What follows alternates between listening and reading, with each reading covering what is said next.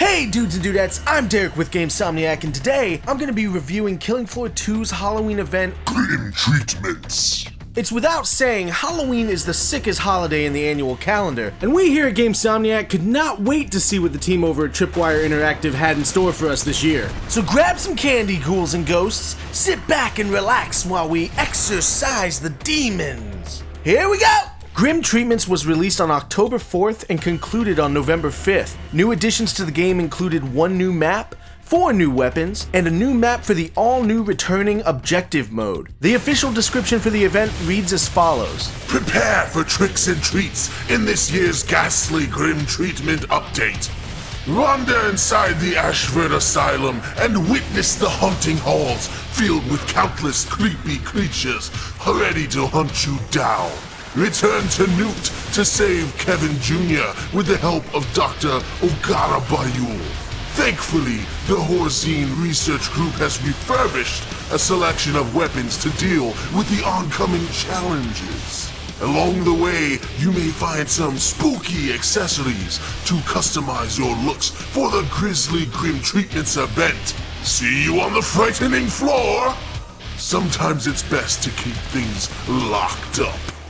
Now in the last update review video, we kicked things off with a look at the newly introduced objective mode. This time, however, we're going to explore the new weaponry that the fall update has to offer. New weapons! Now for all you casual gamers out there who pop in from time to time when the wifey's out getting her butthole bleached, which honestly is more terrifying than the actual update itself, Tripwire announced earlier this year that they were going to be altering the structure for how new weapons are introduced to the game. Originally they were free, and now, trick or treat motherfuckers! Yes, that's right! New weapons are now being introduced as paid DLC at $10 a pop. But don't worry, you're not just getting a new gun for that kind of money. The price tag also includes 5 visually kick-ass skins for the respective weapons. Upon hearing this, I thought it was a fantastic idea. Now my arsenal wouldn't be cluttered with useless weapons I was never going to use. I had full control in deciding if the new weapons were worth bringing into the game at only $10. Plot twist, kids! I forgot I'm a video game addict who not only spends money on the things I want, but also the things I don't want because they're a part of the game, and I don't want to miss out on anything. It's all just a lot of harmless fun. It's not fun. There's something in your brains that makes you unable to stop. Yep, I went out to Publix like I do every season, bought a $50 PlayStation gift card, and not only did I purchase both new weapons, but also the new $30 premium holiday ticket bundle because I knew I probably wasn't going to have the time to play that often, thus resulting in me missing out on all the fun of grinding for new cosmetics. Money, money, money, money, money, money. So what are these new weapons, you ask? Well, this year, we're introduced to the Rhino and the Ion Thruster. The Rhino is a sculpted revolver that fires fragmentation rounds. These rounds burst into shrapnel pieces whenever they strike a Zed or the environment. The Rhino can be purchased as a singular weapon or dual wield with trader price set at $550 for a single Rhino and $1,100 for the duels. The Rhino sounds powerful, sounds heavy, and the gun itself should live up to that name. Unfortunately, the Rhino is quite the opposite. The Rhino as a single weapon holds 6 bullets with a total ammo catch of 114 bullets. It works okay on low tier enemies like clots and crawlers, but trying to use it on medium or high tier enemies like gorefasts and bloats is really nothing more than a waste of time. Needless to say, we found the Rhino underwhelming and unreliable. It's better when you buy dual wield Rhinos, but honestly you shouldn't have to spend more dosh on 2 of the same weapon because one isn't enough. Each gun should be able to carry you in battle, with the dual wield option being more of an extra kick than necessity. The Desert Eagle, 500 Magnums, hell even the 9mm fully upgraded. These are guns you can buy one of and get the job done, but the Rhino doesn't even compare. It eats through ammo pretty fast and just doesn't pack the punch that the name implies. Now, full disclosure.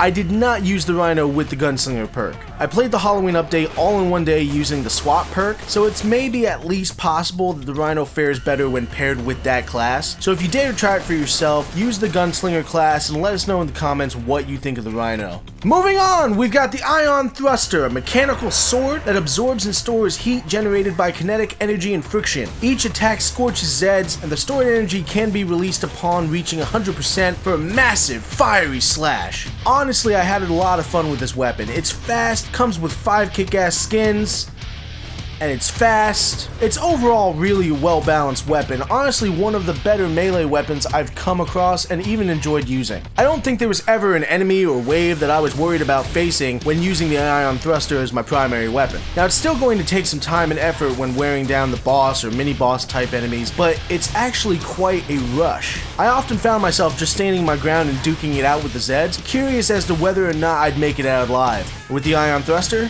I always did.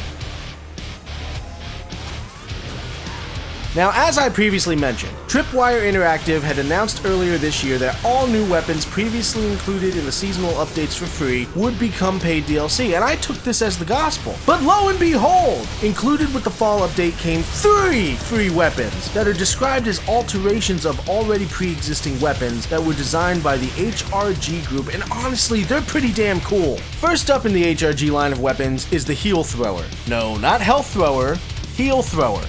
I'm sure a lot of you looked at the name and immediately read Health Thrower. Don't go sounding like a fool on the interwebs calling it a Health Thrower now, I done warned you. This weapon is an alteration of the Freeze Thrower that fires a stream of chemical gas that heals players and poisons Zeds. The alt fire fires a medic dart for quick long-range heals. Somebody at Horzine asked the question, what if we modified the standard Freeze Thrower, but you know, made it for medics? The Heal Thrower is the answer the HR Group came up with. This butte is fed off a gas version of the standard Horzine healing fluid pushed out of a tube at high velocity towards whatever you want to heal or poison. Also included, standard medic darts for those pesky friends who don't stay close enough to be healed. Now we weren't able to get any footage of this gun because honestly I forgot it even existed. It wasn't until I started writing the script for this video that I saw there was a third alteration weapon, and truth be told I don't play medic willingly, so the gun was never within eyesight. Second in the HRG line of weapons is the HRG Buckshot, an alteration of the 500 Magnum revolver that fires buckshot shells. Quickly give yourself some personal space by unleashing these akimbo, or at least stumble the problem away as you tactically advance backward. Don't worry, we're not asking any questions as long as you get the job done.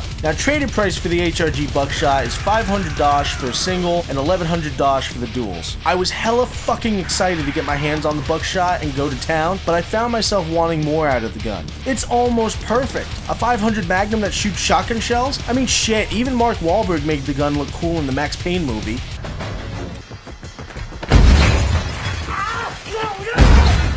Sadly, it feels a bit underpowered, matched only by its seemingly low magazine size. The gun holds 5 rounds at a time with an ammo capacity of 90 rounds. When you're up against waves of 30 Zeds dealing with maybe 6 or 8 at a time, it hits hard but not hard enough to really clear the room. It took 4 well-placed shots to the jeweled chest piece to take down a quarter pound and 2 to take down a cloaked Zed. I found myself running and reloading more than actually standing my ground and firing. I love the gun that this weapon is based off of in real life, but its video game adaptation, like most movies, is poorly executed. Alright, last but not least, my absolute favorite weapon in the HRG series, the HRG Nail Gun. This weapon is an alteration of the Vlad 1000 nail gun that fires nails at 2 different rates depending on the fire mode set. Both fire modes are automatic to allow for a string of penetrating nails. This contraption really nails the innovation that somebody was searching for, just not sure who, or if they survived. The new and improved nail gun features dual firing modes, fast firing bouncy nails and triple the fast firing bouncy nails, letting loose 3 down range with every shot. Something is going to have a bad day.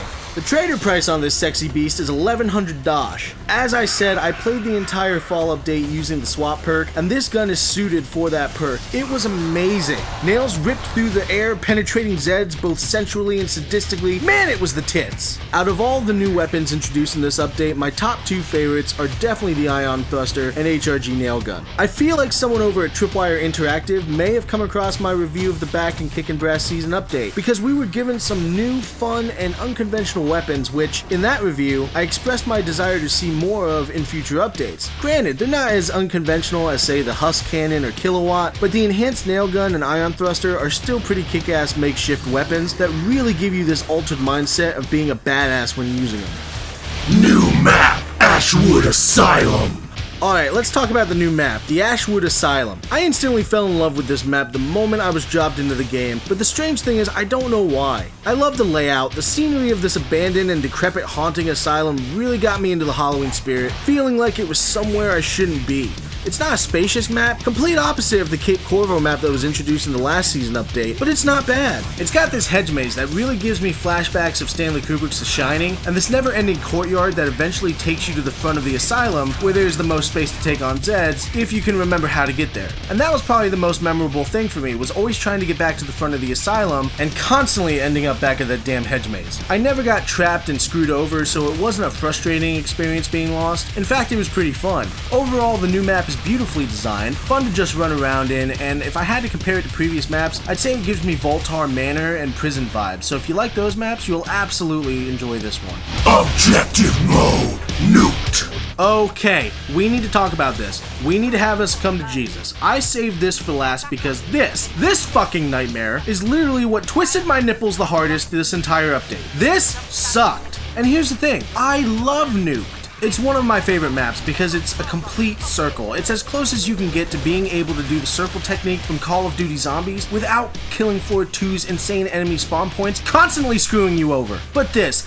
bullshit is ridiculous. So the objective mode version of Nuked starts you off right inside of the embassy of the nation of Texas, where Kevin Jr., the patriarch's son, has called the survivors for help. You know why they start you off inside of the embassy? Because outside is goddamn poison due to the radiation from the nuke. So you're stuck in this small claustrophobic space, unable to retreat outside where there's a plethora of wide open space allowing you to adequately deal with the swarms of enemies. No, you have to stay inside or you die. So you start the map and Dr. Ooga Booga comes on the intercom and tells you to stay put while she works on something off screen. Great, fantastic. Oh wait, no, not really, because guess what the first batch of Zeds you encounter are? Crawlers. Fucking crawlers.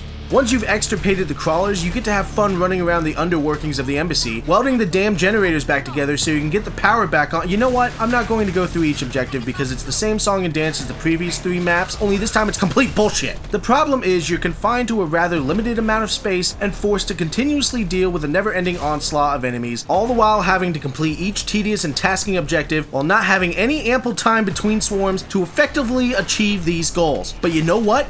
I did it, you bastards. It took me 4 tries to beat Nuked on objective mode, and I did it, you bastards. While this lengthy breakdown must seem like a letter of hatred, looking back, I actually loved it. Nuke's objective mode is like getting spanked as a punishment, but then you realize you kinda like it, so you act out in order to get more spankings. Over time, pleasure replaces shame, and eventually you beat this map and never have to play it again. Final thoughts.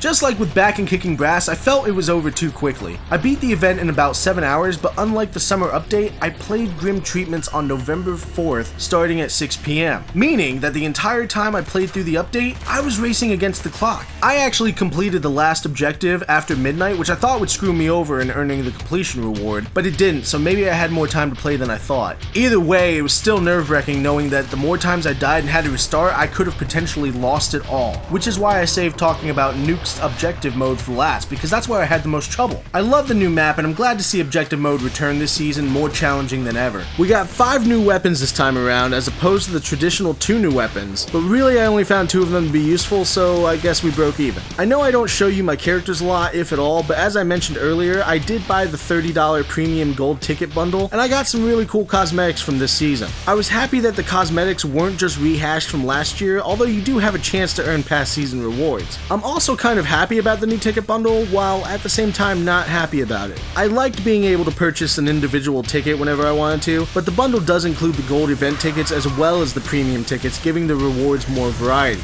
All in all, it was another successful event on Tripwire's part. I thoroughly enjoyed myself, and I can't wait to play the winter update already in beta access. But that's it for this one, guys and gals. Thanks so much for watching, and if you like our videos and want to see more, consider liking the video or subscribing to the channel altogether. Clicking the bell helps keep you notified whenever we upload something new, so do that, because YouTube won't tell you anything if you don't. What did you think of this year's fall event? Let us know in the comments below, and be sure to mention what other topics you'd like to see us cover in future videos. For all things Killing Floor 2, keep it locked right here at GameSomniac. Bye-bye!